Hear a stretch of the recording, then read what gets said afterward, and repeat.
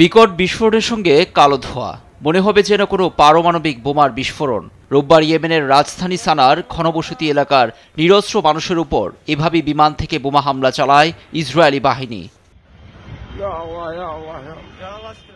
কালো ধোঁয়ার লেলিহানে ছেয়ে যায় নীল আকাশ।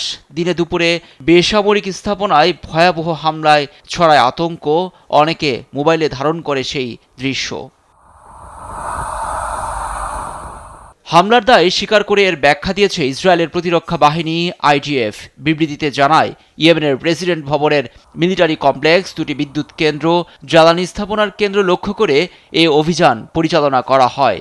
শুক্রবার ইসরায়েল অভিমুখে সশস্ত্র গোষ্ঠীর হুতির হাইপারসোনিক ক্ষেপণাস্ত্র ও দুটি ড্রোন হামলার জবাবে প্রতিশোধমূলক এ হামলা। প্রধানমন্ত্রী বিনিয়ামিন নেতানিয়াহু বলেছেন, ইসরায়েলের বিরুদ্ধে যারা হুমকি হয়ে দাঁড়াবে তাদেরই শেষ করে দেয়া হবে। আমাদের বিরুদ্ধে যারাই আক্রমণ বা হামলার পরিকল্পনা করবে তাদের বিরুদ্ধে আমরাও পাল্টা ব্যবস্থা নেব। এর মাধ্যমে এ অঞ্চলে আমরা ইসরায়েলের শক্তিমত্তার জানান দিয়ে যাব। ইসরায়েলি হামলায় অন্তত 100 ইয়েমেনি হতাহত হয়েছেন। এর সত্যতা নিশ্চিত করেছে হুতি সমর্থিত সম্প্রচার মাধ্যম আল মাসিরা। এমন হামলায় পিছু না হটার ঘোষণা দিয়ে গাজার প্রতি সমর্থন পুনর্ব্যক্ত করেছেন হুতির শীর্ষ নেতা মোহাম্মেদ আল বুখাইতি। নিউজ ডেস্ক, দেশ টিভি।